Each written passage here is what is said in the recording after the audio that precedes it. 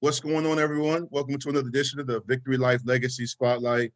Today, I have a legend on my show, someone I remember watching play, someone I admire, another licensed professional counselor like myself, also named Dwight, and also one of the best linebackers to ever play, not just in the Peninsula District, but also in the state of Virginia and at UNC. We'll get in that second, but we have the great Dwight Hollier on the show today. Dwight, how you doing? I'm doing well, man. It's good to hear somebody else with the same name. It flows off your lips just right. There's no question about it. You know how to articulate it. That's my man. Yes, sir. I'm Yeah, happy to be and here. I told you when you agreed to come on, and again, I can't thank you enough, man. This is an honor for me. But I was telling you how, growing up on Shell Road, I lived on Vaughn, and me and Carlos Ford and many future crabbers played in your backyard, your mom's backyard, right there off Shell Road, man. And we would see you come back and see her, and then a few years later, I was at Hampton, and after I left, your brother played at Hampton. So it's amazing just to have you on, but also to see everything come full circle. But before we talk about your great plays in high school and your time at UNC and the Miami Dolphins, and also the great work you've done in the mental health field, let's take it back, man. Let's start from day one, man. You and I are from the great city of Hampton. I also grew up in Newport News as well, but the 757, the golden era that you and I played in, has now given leeway to what it is now, where the 757 is recognized all across the country.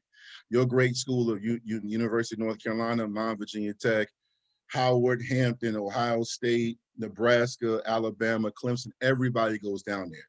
But I've mentioned Absolutely. to you, you played during the golden era, where, I mean, you're talking about some phenomenal players, man. But growing up, who got you into sports? Let's talk about your family life and who got you. When did you first start getting into sports and football?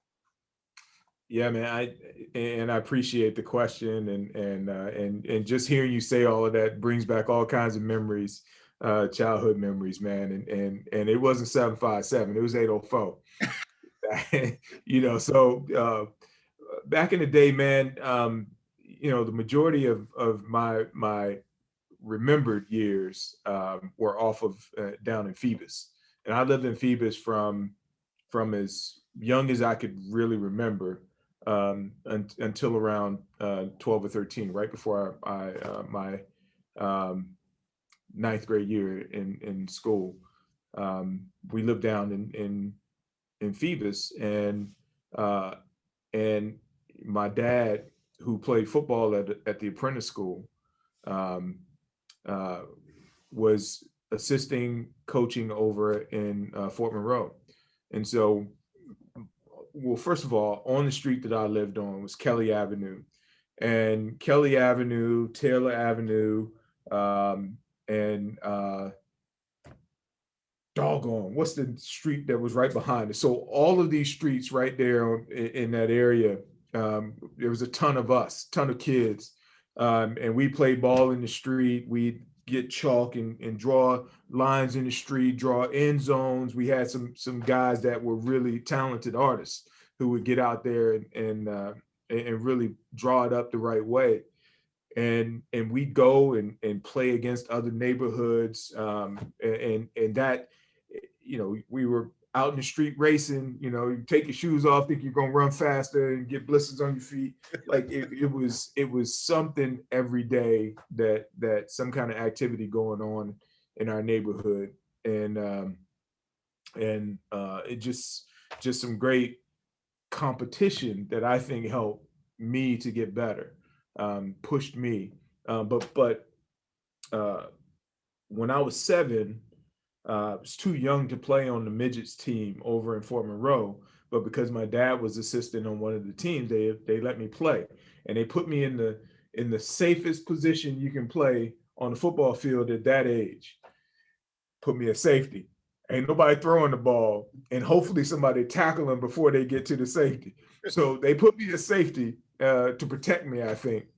But ultimately, man, I got a chance to continue to play, um, and again, I think the competition on Kelly Avenue, the guys that I would go against, you know, Call Man that lived across the street. Tim Allen was one of my neighbors out there. Walter Brantley, who rest in peace, passed away a couple of years ago. They were some bad dudes. We used to go play in front of Garrick Edwards' house on the corner on Mallory and Kelly Avenue, and we played Kill the Man and Kill the Man. You know, Kill the Man. That's right. Yep. All kinds of stuff. And again, it was through the you know, that engagement with those guys that I was growing up with during that time that I think really helped push me, really helped me to figure out how to tackle and then continue to build on that as I went forward. And I'm getting to a point. I know I'm rambling right now. No, you're okay. No, I'm in love with it. So right after 8th grade, I went to Spratly for 8th grade. Right after 8th grade, we moved, and we moved off of Shell Road, on Downing Street, and so that was a shock to my system, because not only did we move from the area where I knew everybody, and look, I was a shy kid growing up. I didn't talk a whole lot, and so moving to this new neighborhood, and then we didn't even go to the school in that area. We ended up being bused all the way to Sims and Kecoughtan, because I was one street away from the dividing line between the Kecoughtan folks who got bused to Kecoughtan and the folks who went to Hampton. I know exactly what you're talking about. Yeah.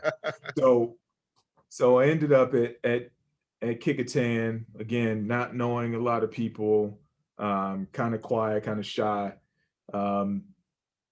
But, you know, I could play a little football. And so I got a chance to do that, and got a chance to knock some folks down, and kind of built up a little bit of a reputation,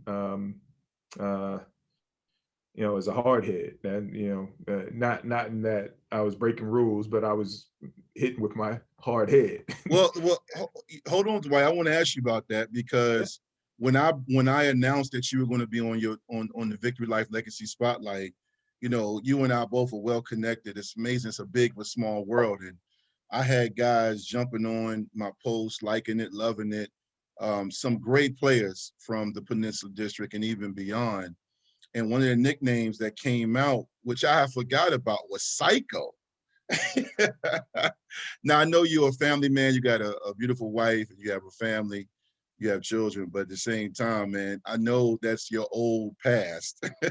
But how did that nickname come about? Was there a play in practice? Was there a hit against Bethel or Warwick? Was there a play? Because, you know, I wasn't there. I just knew they called you Psycho. And, you know, being a youngin', I was like, man, that's crazy. So it's an interesting story. I mean, I'm not going to get into it. During that transition, when I moved from the Phoebus area to off of Shell Road and get busted to Sims at the time,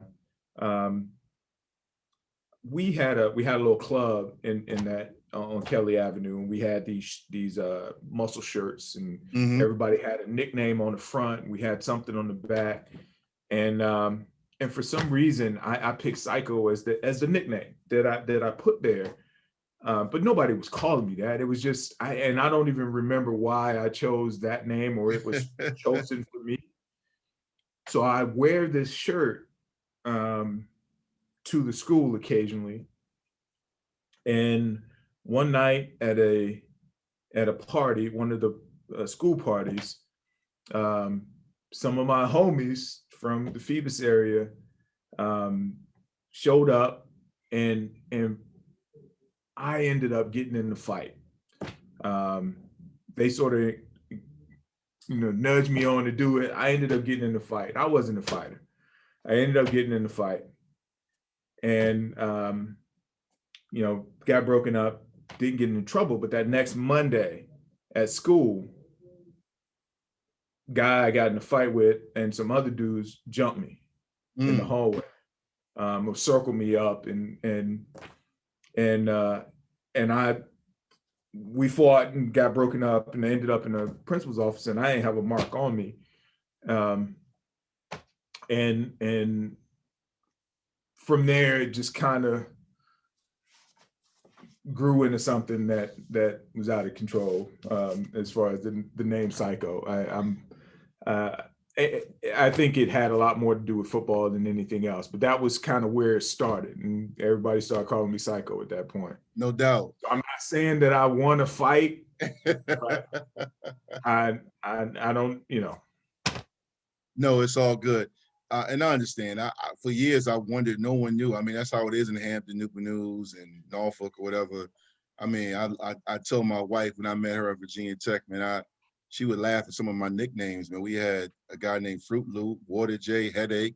I was like, that's how it is growing up, man. It is what it is, man. I didn't even think about it until I kind of got out of the 7-5 and started traveling throughout college and beyond. But what years were you at Kecoughtan? I was at Kecoughtan 80, so 86, 87, or the years playing football was 85, 86. Graduated in 87. Okay, so you were there during the great years for Kecoughtan, Phoebus, Hampton. That's kind of when, I mean, they were good prior, but that's kind of when I was a young, and I was in middle school, and I was able to go to the games at Todd and Darling. So you were there you played against some great Hampton teams, and as well as Bethel. You know, I had my big brother, my mentor, Melendez Bird, who was a standout linebacker at Bethel. He's now a professor. He's a PhD at Norfolk State. And he's another guy like yourself who was an animal on the field, but a scholar and a gentleman, a great man off the field. And all you guys I looked up to. And you still have an impact on me today, even from afar. But just talk about, Dwight, you know, your time at Kecoughtan. I know that's a long time ago for you and I both, but, you know, those are still some of those formative years where you begin to become a great player. And you also played, as I've said, that mid-'80s to the early 2000s. I will continue to say, I don't think you'll ever see the crowds, the athletes, the performances that you see then, that you won't see that now. You'll still see some talent, but it's different because it was just starting to happen. But for you at Kecoughtan playing, what was it like? Take me back to Friday Night Lights, Darling, Hampton, Phoebus, Bethel, Warwick, Denby. What do you remember, man? What do you still, when you think about, like, you smile, what makes you reflect and feel good about those days? Man, you know, we had some great players throughout the Peninsula District, that every Friday you knew you were coming to battle. You knew you had to line up, you had to buckle up, because they're gonna hit you and you're gonna have to hit them back. And you know, we at Kecoughtan,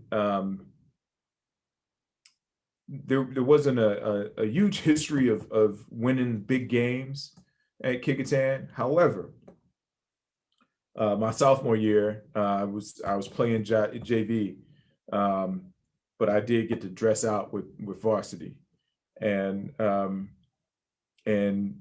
sophomore year we beat Hampton. Hampton goes on to win the state. My senior year, we beat Hampton. Hampton goes on to win the state. We beat them 16-5. Wow. Yeah, and my senior year, we were pretty tight on defense. And it was hard to move the ball on us. And you know, there were some dudes that I played with that brought the funk, and I was happy to bring mine. It was a lot of fun. It was a lot of fun. Yeah. And Friday nights, in Hampton were legendary. You know, growing up as a kid at Darling Stadium, you know, go in there and, you know, it's standing room only, and, you know, somebody's dad screaming at their kid on the field, and, you know, and people pushing in the stands. Like it was live. It was a place to be.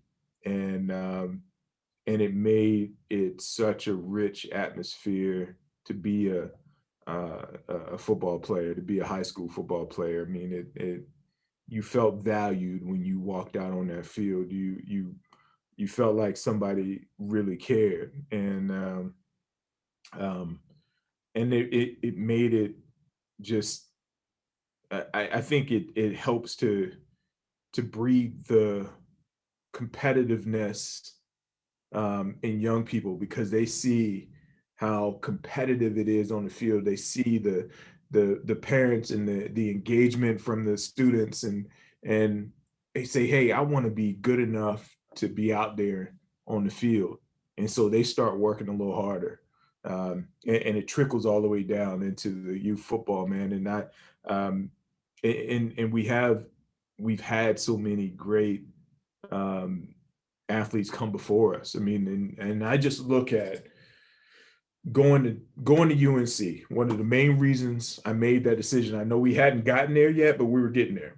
So going to UNC, one of the reasons it stood out for me was Lawrence Taylor, Lafayette High School. You know, he's from the crib. He's from the district. So that was one of the ones that really stood out for me. And of course, at that time, he was crushing bones in the NFL at the Giants. That was one. But I mean, we had Walt Bailey was just graduated by the time I got there. My teammate Bill Boyd was a 6'8" offensive lineman that went there 2 years before I left and got there. So Bill was a junior when I was going in. We had Creighton Incremenius from Bethel. Inco. Big Inco. Yep. Big Inco was there at Carolina. Carl Watts, his teammate from Bethel, was there at Carolina. So we had these guys that were there. Doxy Jordan and I, who was my teammate, Doxy was our quarterback and our defensive back, and Doxy and I took all our visits together, with the exception of one, and ultimately decided to go to Carolina at the same time. So there was this Hampton connection feel to Carolina. And then when they offered me a scholarship, I went down for a camp right before my senior year. And you know, at the end of it, they offered me a scholarship, and I was first generation college student. I didn't know that I was good enough to go to college, and then they offered me a scholarship. They had the number one slot right there when they made that offer. And then and I'm on campus right now, and I'm looking out at the tower, at the water tower with the big NC on it. Mm-hmm. And from that moment, 17 years old, the place has had a special place in my heart. And I get excited every time I drive on this campus, and I get to do it, and they pay me to do it now. Yes, right? sir. So this is it's come full circle for me. And from a kid who first generation college student, didn't know what I was getting myself into, barely had the grades to get in. But when I left here, I was an academic all conference 2 times. I was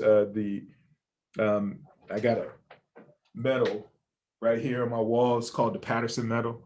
It's given to the top senior student athlete at the University of North Carolina. Awesome. It's one of the most prestigious awards, and it's one of the things that I'm most proud of. It's right here on my wall. I believe it, and you should be. So to go from where I was to this opportunity right here, man, I've been so blessed in so many ways, and but it all started and I wouldn't be here without the support, the battles, the encouragement that I got from 804/757. You know, Dwight, I heard you say some names, and I'm so glad you shouted those guys out. And that's part of what motivated me to do my legacy spotlight for great men and women like yourself who have made it. And it's not so much about made it out the hood. It's not about that, but you know, you mentioned come full circle. And the one thing I like about what you just said in your answer is that you also talked about just being in the moment and, you know, just playing ball. And then you got that offer from UNC, but you also mentioned some great names like Coach Inco. I know him as Coach Inco because when I was playing, he was helping back at Bethel. And him and his brothers, man, they look like Avengers. They used to walk around all swole and bow-legged. And I used to be like, man, these guys, I remember watching them play. And just like I watched you, and then you mentioned your teammates and just the legacies you mentioned, not to forget about other guys that were in that same district like Sherwood Jones and Robert Banks, who came a little bit before you. I mean, did you realize at that time, Dwight, that you were part of a legacy of great players, or did it hit you as you left? Like, I mean, because when you talk about, like, I remember when I played late in my career as a senior in high school, I started to realize, like, wow, I'm here. Aaron Brooks, Allen Iverson, and all these guys that were at Ferguson and Denby, and you know, Tory Edge, and just so many great guys, Myron Newsom. It made me realize I'm part of something that's just bigger than myself. Did you have that same mindset, or did it hit you once you got to UNC? And it hit me long after I left. I mean, I kind of had this spirit about me that I never thought I was good enough, right? And so even when I was there at Kecoughtan, I thought I was okay, but I never thought I was all that. I was, I felt really fortunate to get the opportunity to go to Carolina. I felt really fortunate that some other schools had called up and was asking me to come on a visit. But I never really felt like I was all that. Um, and I thank God for that, because I think that kept my engine roaring, right? It kept me pushing to try to get better, because I didn't think I was good as Sherwood Jones. Sherwood Jones was the man, Sherwood was he's a year younger than me, but he was balling out, and I didn't think I was good as some of the other guys. I definitely didn't think I was good as Ray Savage, who has to this day has the best football name, in the Peninsula District, Ray Savage, and No question. he lived up to it. Man, Ray was my host when I went to my visit at UVA, and man, I love that dude. He led the way, and I wanted to play like him when I came out of high school. I wanted to be like Ray Savage. They had some grown men over there in Warwick. I was, they terrorized other teams. It had them scared just when they walked out the locker room. Ray was a pro style linebacker at 18 years old. I mean, he was bigger than everybody. He was faster than everybody, and he'd knock your block off. No question. Probably still would. Yes, sir. No, and you mentioned UNC, and I'm glad I'm a Hokie, and I tell all my Virginia, UVA, and Virginia Tech fans when it comes to recruiting in college, this is nothing new. I'm so glad you brought up the legacies and great players from the 7-5 and from the Peninsula District and from the Eastern region of Virginia that were going to UNC for years. Everybody thinks this is kind of a new thing with Coach Mack Brown. I'm like, no. Do your homework. Dwight Hollier. You have my man. He was also in legacy spotlight. Daz Newsom, Myron Newsom's son, who had a great career at UNC. But even long before, you talk about Ron Springs, and those guys from Lafayette, Lawrence Taylor that went to UNC, but also, excuse me, Ronald Curry, Dre Bly. Yeah. I mean, so it's been a lot of guys that have gone to UNC that had an impact. But for you, you mentioned how you are so blessed and how you love being part of still the UNC family and athletic department. But for those that don't know, take us back to your recruitment just briefly, because you were talking about you walked in humility. You were just honored to be getting the offers, but you mentioned UVA, but what other schools were interested in you, and who else was talking to you at that time when you were getting ready to make your decision? So I took 4 visits and canceled the last one, and I'll tell you about that.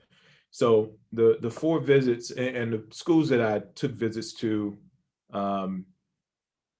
I was sort of considering, but it really came down to UVA and North Carolina, and it was a real tough decision. Although Carolina had the upper hand, but I took a visit to NC State, which I vaguely remember it. It didn't do it for me. Yeah. But I was excited to go on a visit. I took a visit to Tennessee. And while the facility, the stadium was amazing, they called your name and showed your name on the scoreboard when you went in there. It's a 100,000 seat stadium. That was amazing, but it was the worst visit. The worst visit. The dude that was my host looked me in my eyes and said, "Man, you don't need to come here." Wow. Yeah, and so I told Coach Majors that the next day, and I said I'm not coming here, and he said, why wouldn't you come here? I said, because my host told me I shouldn't come here. Then he took me to a party and left me, so I'm not coming here.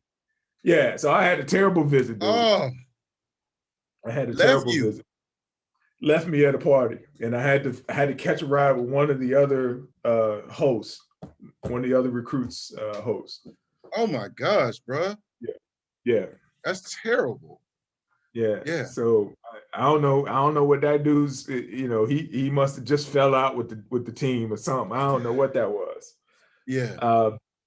Took the visit to Carolina, obviously, in UVA. Had the best time at UVA. Had a good time at Carolina. Had the best time at UVA. But Carolina, just something stuck with me. And then was set to go to Wisconsin. Wow. Yeah, it was just one that they were recruiting me. So I was like, wow, why is this school way out there recruiting me? And I took some interest in it. And the week that I was supposed to go to Wisconsin, they had just got like 30 inches of snow. It was, 12, 13 degrees. I said, yeah, mom and dad ain't gonna go way out to Wisconsin, come see me play. I don't think I'm gonna do that. Let me not waste your money here. I canceled that trip. But it was more the fact that they were recruiting me that had my interest. And like I said, ultimately decided on Carolina, just the way it feels. Probably the same sensation you get when you go on campus at VTech. Yeah. It's something special about being a part of this community, and I'm sure it's the same with other places. It is, and I think that's what when I tell people, including my own children, as they prepare to go to college, you got to find a school that resonates with you, that just feels right. I can't explain it, but you'll know. But you had a great career at Carolina, man. Just let's chop it up about that, man. Like, that's the old AC that we know of it, when you played. I mean, now it's you have Syracuse, the Big East and the ACC kind of merged with Virginia Tech, Miami coming in along with Boston College and Syracuse. you were there again. I mean, you talking about UNC basketball, the legendary coach Dean Smith, and then you got football, which that time again, great athletes, great teams. The ACC, UVA. It's funny your last two schools, your top two, were UVA and Carolina, and they have it's the oldest rivalry in the South, and they have they've had some great battles. I've seen that since I've been following ACC all the way up to now. But just, reflect on your time in the ACC and what it was like, especially in that time when you didn't have every game wasn't coming on TV. Now everybody's got satellite and direct TV and you all access, but it was some battles, right? Well, there were some battles going on somewhere. There weren't a whole lot of battles going on in North Carolina my first couple of years. So let me tell you. So I came in '87. Again, don't know what to expect. Nobody could give me a roadmap of what this was going to be like. So I come in. I'm a 185-pound linebacker, freshman, coming into Carolina. The starting two linebackers were 235 and 230, I believe. Had a long way to go. Ended up getting redshirting, playing scout team. And here's one thing about me that if you talk to the offensive linemen at that time, they tell you to this day, I only had one speed, and it was full throttle. And they hated me. Oh, they hated me, man. Slow down, Hollier. Slow down, freshman. They couldn't stand me, man. They grab me by the face mask every now and then, trying to get me to slow down because I'm beating to the play. It was the only way I knew how to play. And so I ended up at one point, I got poked in the eye. It scratched my cornea. So, which meant I had a couple of weeks where I had to wear an eye patch. So I'm a freshman on campus, walking around looking like a pirate. I was not in a good place. I was not. I was struggling. I was struggling with that.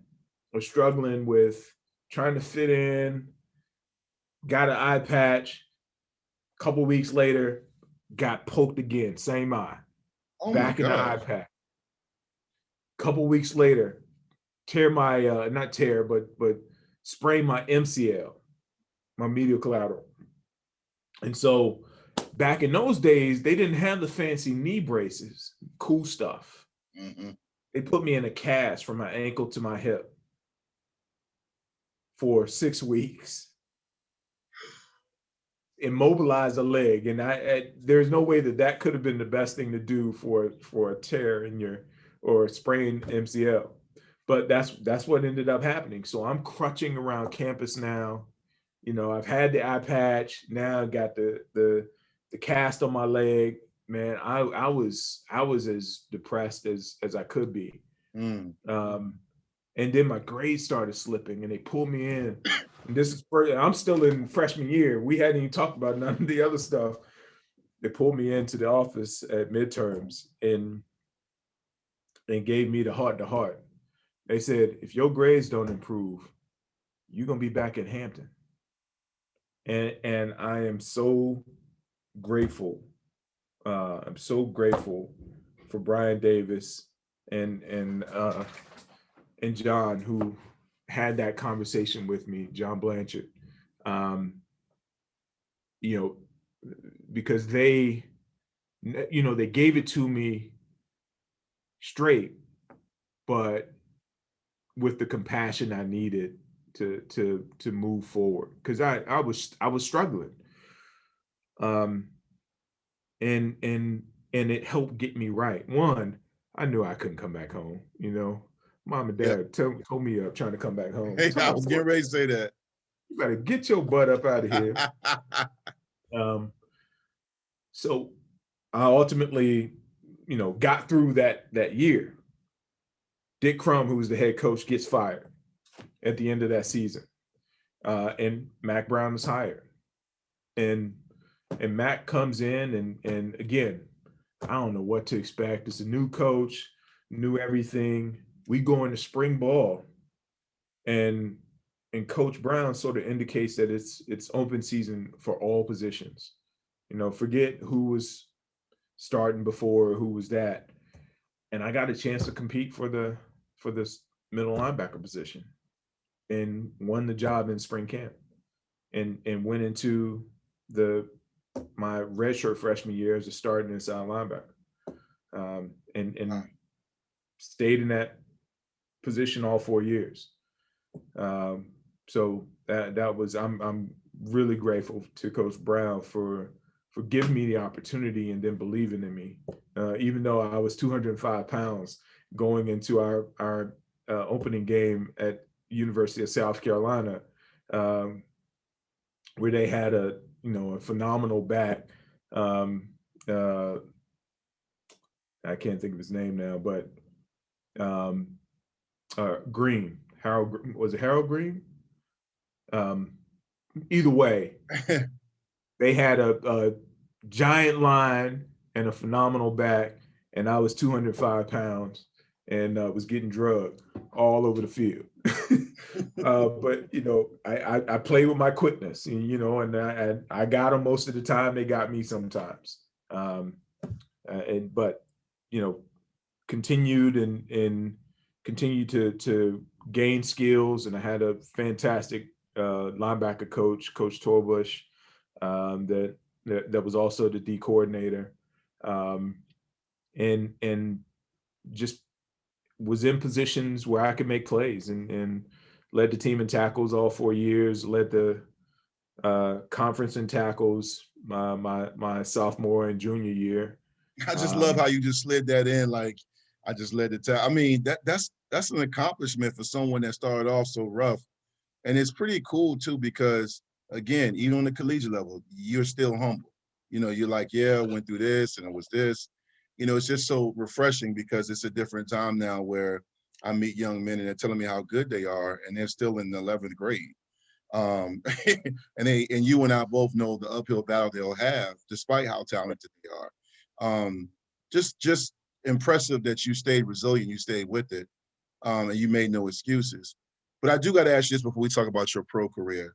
Just give me a favorite game or favorite moment at UNC. I know you said early on it wasn't great as far as battles, but still, I was referring to Carolina. I guess when you watch ESPN Classic, you'll see a game, or the ACC in general, because I've always felt the ACC in football, I think it's gotten more respect in recent years, the modern day, but I've always felt like the ACC was more of a basketball conference, and I've never really felt that way.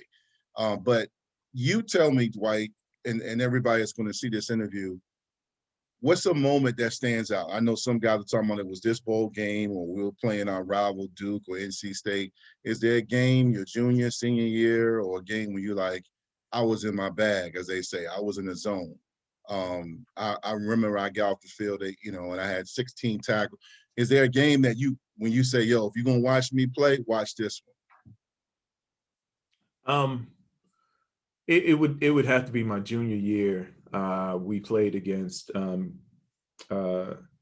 Georgia Tech, who ultimately went on to be co-national champions. And the only blemish on their record was a tie. And we tied them 13-13 right here in Kenan Stadium. And I don't know if I was in my bag, but I had a couple of little things happen. We had a couple of goal line stands with them, and on fourth down, coming up and making a play, and I was amongst the individuals on the tackle, on those tackles, and it was at least two goal line stands that we had, where all they had to do was get in the end zone and they would have beat us, but instead we ended up in a tie.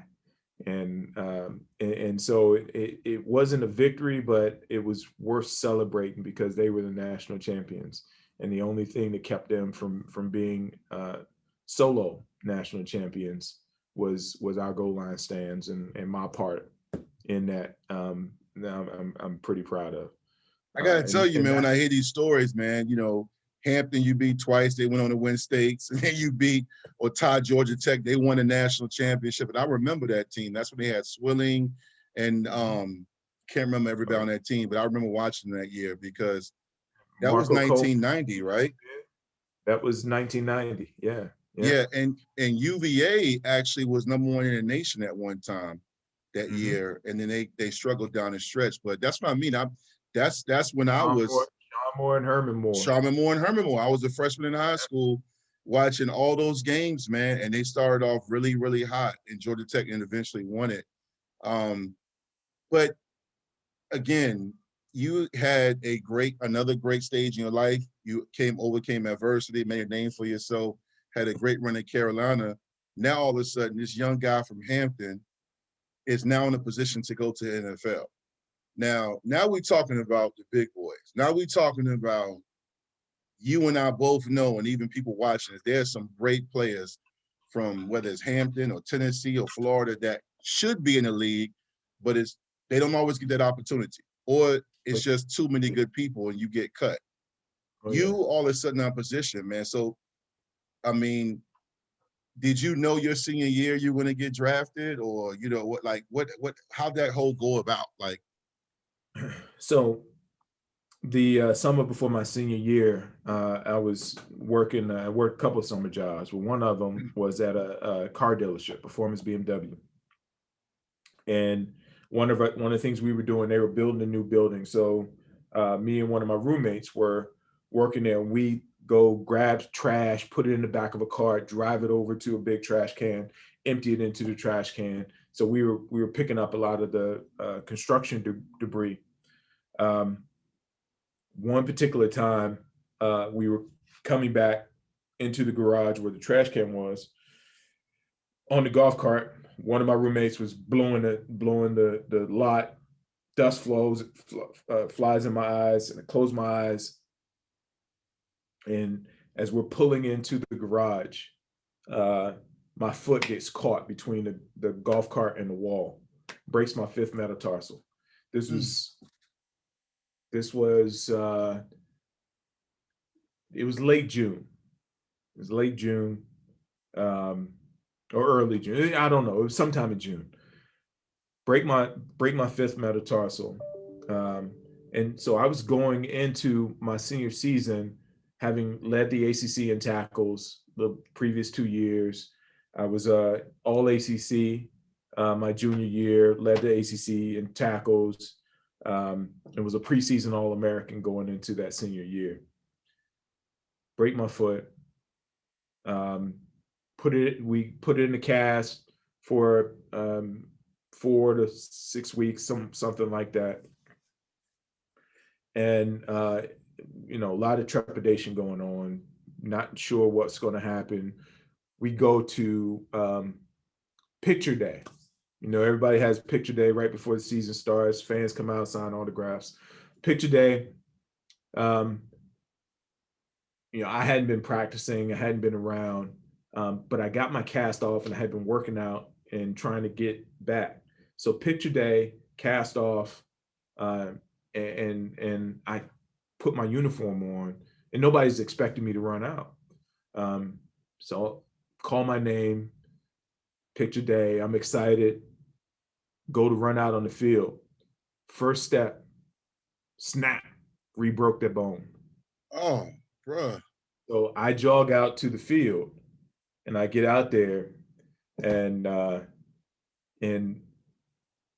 one of the linebackers right beside me, and one of my roommates was 49.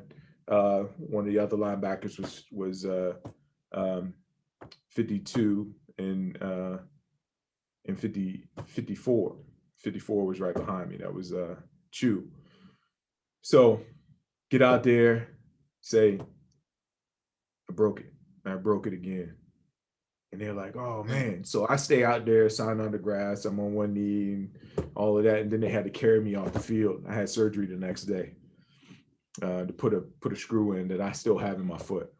So say all of that to say that league thing was not really in the picture either. and was very fortunate. I ended up missing the first 4 games, played in part-time in 3, and then played full-time the last 4. And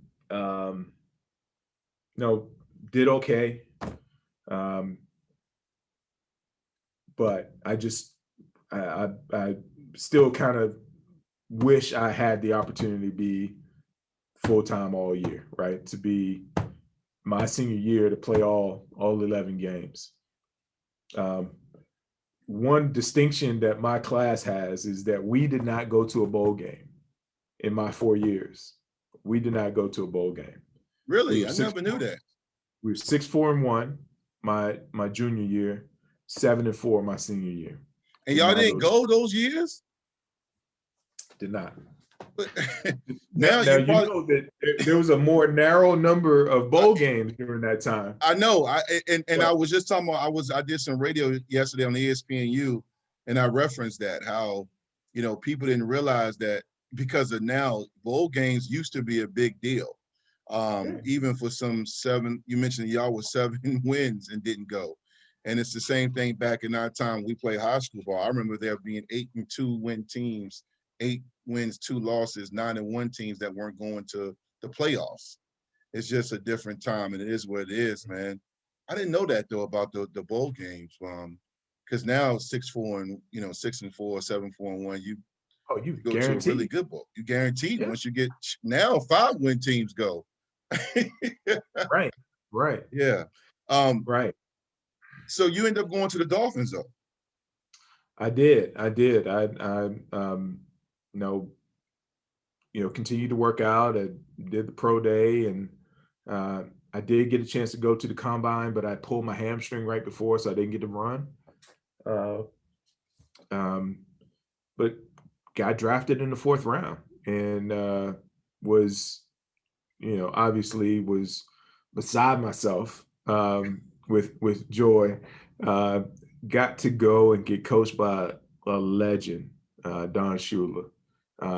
And, one of the happiest days. So, draft day was different than 2, right? So there was 3 rounds or 4 rounds in the first day, something like that. But only the first round and part of the second was televised. So after 2 hours, it was over. So my homeboys who went to A&T came down and sat with me for an hour. This is Vic Albia, Brian Cheek, and Rodney, my man Rodney. And they sat with me while we watched the draft, and then they got up and drove back to Greensboro, which is about 45 minutes away. Obviously, no cell phones during this time. So my apartment phone starts to ring. It's in my room. So I run to my room to get the phone and pick it up. And it was Harvey Green. Harvey Green was the sports information director for Miami Dolphins. He said, "Hi, this is Harvey Green with Miami Dolphins. I have Don Shula on the phone. He'd like to talk to you." Wow. And he hands Don Shula the phone. My eyes are big as saucers at this time. And I cover up the phone, and I'm jumping around the apartment like crazy. And he says, we're about to draft you. And man, that changed everything, bro. Changed everything. That is, it's a blessing, man. But it wasn't by accident. I think all the injuries you suffer and the different things that happen, not to get spiritual, but I am a man of faith. I think it was meant for you to go through that process, not just to overcome it, but to appreciate the game and also the journey. A lot of guys would have given up. Now, and even back then, you talking about you wish you would have played that senior year. It's amazing. You talk to some guys, they're like, "Nah, I'm not I'm opting out. I'm opting out. I can't risk this money." It's amazing, man. And God still had you go in the 4th round. That's crazy. And Don Shula, I feel like he's another one of the GOATs. We forget, guys like him and Joe Gibbs. It's the nature of life. It's the nature of sports. Sometimes you got to remind people this person's not the first to be great. And you played for Right. Don Shula, man. And I told you when you and I were talking and texting, I remember seeing you play on TV, watching you play. I don't have a favorite team. Just watching you play for the Dolphins and being this, I didn't play linebacker. I'm an offensive defensive tackle, played O-line in college. But it made me think. I'm from Hampton, and that's another one. And then my dad was, y'all played his mama's backyard. And I was like, yo, that's, and it's just crazy, man. I get excited. I become a kid again when I think about watching you play the Dolphins and what you did representing our area, our city. And you did it well. And one thing I'm even more impressed with is when I found out that you also, like me, are a licensed practitioner. You are a licensed professional counselor in Virginia, like me. I know you're living in North Carolina now, but you also are big on advocating to help young men, and women, mental health, and making sure we are at our best mentally, physically. After your NFL career ended, how do you get to that point where you're working in the mental health field and motivating and providing treatment and just the different things that you've been doing? Yeah, Dwight, I've told this story a bunch of times, man. So about my 5th year in the league, Don Shula had just retired. Jimmy Johnson was the coach, new coach now, and I suddenly became the old dude in the locker room, right? So I'm like 27, 28, and they calling me the old dude, old head, old head. Like, man, 28. They calling me the old head. So I looked around, man. I said, you know what? Bunch of dudes that was here with me when I played for Coach Shula are not here now. Mhm. I might want to start thinking about what I'm going to do next. And so I decided to go ahead and start grad school. And Nova Southeastern University is right there where the Miami Dolphins training camp is located. And so they have a great psychology school there. So I went up and had some conversations with some folks there at the psychology school and decided to start off small. So I took a couple of courses during the summer and and just thought to myself, you know what, I can do this. And so waited until the next spring semester, that January, and jumped in and became a full-time student, and worked on and completed that master's degree. And that January, or not January, but April of 2000 is when I graduated. Miami Dolphins decided that same month not to re-sign me to a contract. So I was a free agent at that point. Ended up getting an opportunity again. I just graduated in April, became a free agent in March, and graduated in April, and sometime in May, I believe, Indianapolis Colts called and signed me, and I ended up going to the Colts. Became their starting inside linebacker that last year. They had drafted a first round linebacker. I ended up getting an opportunity to start as he was still developing. He got hurt, and so I ended up being starting inside linebacker. That last year, got hurt that last year, and put me out of football. And that is where I really jumped in and started in the counseling space. And 2 months after officially retiring, or what I rather say is leaving football instead of retiring, because it's hard to retire from something you only did a couple of years professionally. Yeah. So 2 months after putting in my or applying for my severance, I was full-time working at Carolina's Healthcare as a counselor, working with dual diagnosed adjudicated youth. So I jumped right into the fire in the counseling space, doing that work, and the rest is history. I spent 12 years as a day-to-day counselor, and in those spaces, working with a variety of young people, young adults, and older teens, young adults was my primary group of folks that I worked with, and love the work. And I've been a big advocate for mental health awareness and education, particularly with men, particularly with tough people, particularly with African American folk, because if you grew up like me, and like a lot, at some point somebody told you to suck it up, Yep. to get back out there, to brush it off, and don't let me see you cry. What you crying for? And so you kind of develop this hard shell. And when you have that hard shell, it makes it hard for you to take care of yourself in the right way emotionally. And so I know how difficult it was for me, even when I was a counselor in the space. I was struggling mightily. I was struggling mightily in my own transition from football.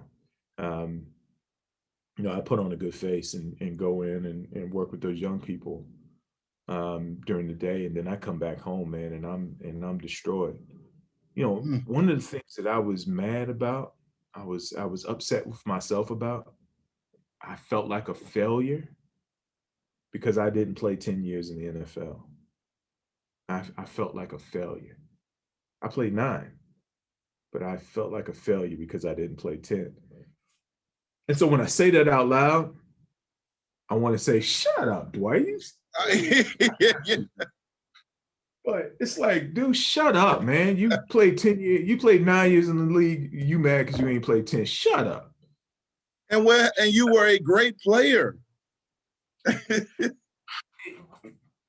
When you were as depressed as I was, you can't see the positives. All you see and focus on are the negatives. And I was spiraling, man. I was struggling bad. I thought often about not being around, man. Like the world would be better off without me. I contemplated suicide, and ultimately my circle, ultimately my friends, family recognized that and really encouraged me to go and get some help. And so the therapist got some therapy, Yes. and got on the right track. And my mission, or one of my missions since, has been to help guys avoid that challenge that I went through, that challenge I had with my identity, and part of it was, if I'm not a football player, then who am I? I got this master's degree. I'm actually doing work, but I was so caught up in who I was that I had a hard time being or moving on. Had a hard time being Dwight the therapist, right? And I'm thankful and blessed to say that I got the message, and I've been trying to preach the message going forward that, look, you are more than just an athlete. You are more than this thing that you do. And look, I did it since I was 7, and I thought that that's what I wanted to do, and I got a chance to do it. And then I was like, all right, what's next? We're more than that, and we got to start preparing earlier. We got to start having those conversations earlier. We also got to start talking about the challenges that may come up and the opportunities to address those challenges, the opportunities to have conversations about mental health, to have conversations about, not feeling great, and what you can do to help with that. sometimes we end up closing ourselves off to opportunities for those conversations. And it's not about you should go have therapy. It's that's but it's helpful to talk to people. It's helpful to talk and get stuff out. So finding trusted people that you can have those conversations with, I think, is also part of that wellness plan. Absolutely. And number one, thank you for what you're doing, because right before I got my LPC, you told me on Twitter, you said, we need you, and just be careful, that test is tricky. And that's when I was like, what? Dwight Hollier is a licensed therapist, licensed professional counselor too. And it really kept me going, because I know also too about what you went through, because I went through it. Several men and women that were on my legacy spotlight, they shared it in their interviews, and we talked off air about it. And it's something I've been advocating to high schools and universities about, helping these young men and women with the transitional plan, and especially helping our African-American athletes and students understand that they offer so much more. And I think you are living proof of that. I'm so glad you speak on it. I've seen your work. I've gone through, and I've even taken, copied and pasted some of your quotes, and also pictures about what goes on, what a lot of us are struggling with. And I appreciate your vulnerability and being open with it, because again, I went through that. I remember getting cut in mini camp, and then just trying to figure out, who am I and what I'm going to do. I had a plan, but there was a time I was in some dark places, and I didn't really want to, I isolated. I didn't really want to talk to anybody. So there's a lot of us that go through it, but now you're on the other side of it, and you're motivating, you're inspiring. Real quick, a couple more questions, Dwight. You're now at UNC. You mentioned you can see right outside your window. Just tell everybody watching this that doesn't know, what is your role now with UNC? Sure. So I'm a Senior Associate Athletic Director for Student Athlete Health, Wellbeing, and Program Outreach. My primary role is oversight of our sports medicine, strength conditioning, nutrition, sports psychology for all of our athletes. So it's about making sure that we have the right resources in place to continue the success that we have here at Carolina. And that's whether, you need to get treatment, our world-class athletic trainers or world-class physicians, our world-class strength conditioning coaches, and our world-class sports psychology program. There's a tremendous amount of resources that we have here, and I feel very fortunate to get a chance to help make sure that we got those pieces in place. Yeah, no, and that sounds great. And again, I'm sure I speak for many when I say I'm thankful for what you do. Um, a lot of casual fans think it's just about, you sign your letter of intent, you go get on the depth chart, you play. And I try to remind these guys, man, these players, man, they're dealing with so much more besides getting ready to play Clemson. It is a lot going on. Some of them already come to university with trying to overcome past trauma. And people hear trauma, they think, oh, I don't mean just gunshots and police stuff. I'm talking about something where it could be a divorce, or it could be something where they witnessed something, or they may have been abused. They might, family split up. There's a lot of different things. You and I both, I'm not going to overwhelm people with the clinical talk. I just know that that kind of role, what you do, is huge. And the team of people you mentioned. So again, I can't thank you guys enough, man. We're in this together. It's not competition in that aspect. But with that being said, Dwight, we've come to the end of our show, where I allow my guests to share their final thoughts. As mentioned, man, you are really enmeshed in the UNC athletic and academic programs, as far as your role with helping students and student athletes make sure they're supported. But more importantly, you are a living example of what it means to be involved. Husband, father, you're out here doing what you're doing, but you come from the city of Hampton just like I do, and you've made it. And when I say made it, I don't mean about the league, I mean you're successful. There are a lot of young men and women that watch my show, parents that watch this show. What advice do you have for all of them when it comes to perseverance, staying the course? What worked for you as far as your faith or your due diligence that you want to share with them so they can get to where you are and beyond? Well, you know, Dwight, I appreciate the question, man, and uh, it's a tough question to answer because there's so many things that I think have been beneficial in my life. But I'll say, you know, one thing that I think that I try to encourage our young men and women here is, you know, one is focus on your academics. You know, the athletics will take care of themselves. That part will show up when it needs to show up, but your academics is one of the most important things in my opinion, because that's what's going to open doors for you down the road. um, the folks, the last few jobs I have, including being VP of wellness at the NFL, it was great that I had NFL experience, but they weren't hiring me because I could go tackle people. They were hiring me because of the academic stuff, the letters on the wall behind me.